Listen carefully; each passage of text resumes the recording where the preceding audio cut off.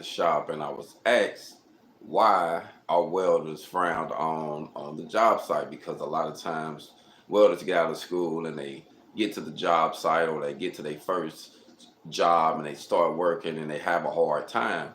And one reason why I say at least seasoned welders or welders who have actually been doing it for a little bit kind of frowned on the person who's just jumping into it is because and this is my personal opinion, is because a lot of times the new person that jumps into it, all they want to do is weld. And the reality of it, once we jump into the field, we realize that welding is a small percent. You might be organizing, cutting pieces, doing parts, fitting something. You know what I mean? There's so many processes to it, and a lot of times we'll jump into it fresh out of school, and all we want to do is weld. Because I literally remember that myself. I remember times when the shop was slow and we had to clean up the shop or we had to do this, and I'm like, man, I'm a welder. I don't want to clean up no shop, not realizing that I'm cleaning up the shop, getting paid the money, more money than the person who actually getting paid to clean up the shop. I'm just, having to do what I had to do at the time. So sometimes getting started, we tend to have a different approach looking at welding and looking at how to be independent. So I think that a lot of times the new welders get a hard time because they kind of look at things tunnel vision. They get out of school and they just been burning rods and burning rods. They want to put something together, and keep going. They want to, they want to weld. They want to make pretty welds, and ain't nothing wrong with that. You want to critique your craft, but you got to realize that there's other things involved. And also realize once you start learning the other things, the fitting, you start making more money when you're a welder fitter. When you're a welder fabricator, you start increasing, your pay start increasing because your knowledge, when you start becoming a welder fitter operator, now you can operate the SkyTrack or the forklift, you know what I mean? You can move certain equipment or the crane, whatever that you get into, or the backhoe or whatever, different type of equipment. So I think that we just have to realize that when you jump into the shop, there's different type of equipment that you have to learn how to run, like the overhead crane. Most shops, especially structural shops and some ornamental shops, have overhead cranes.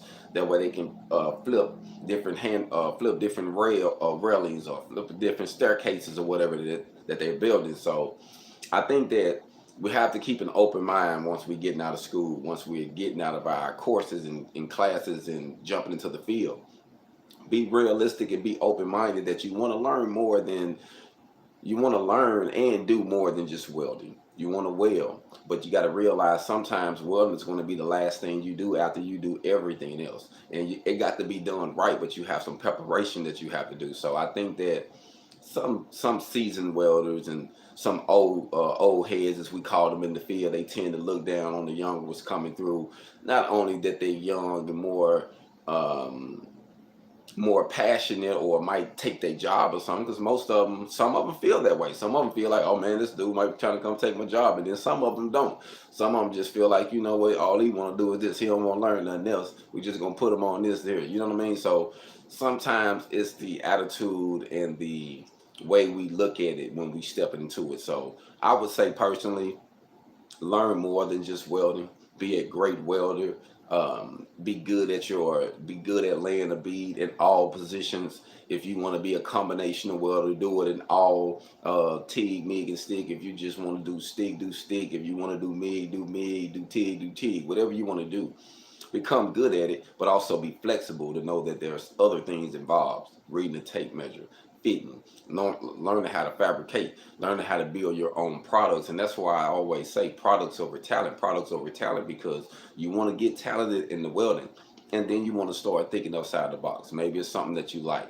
Maybe it's some type of part, tool, something you can build that can help your day or your life or someone else's life go a whole lot easier because you use your fabrication and welding skills and fitting skills. You see what I'm saying? So sometimes we have to just think outside of the box, be willing to learn more, because in life is going to help you, because sometimes people will charge you way more because you don't know. And if you know, better, then you tend to do better. So I just wanted to say that I feel like, in my personal opinion, it's because we step into the field only being single-minded, just want to weld alone, and I think we should be open-minded and want to do multiple things. And when you do that, I think you have a greater and better success. Hold on, y'all be blessed. Enjoy your day.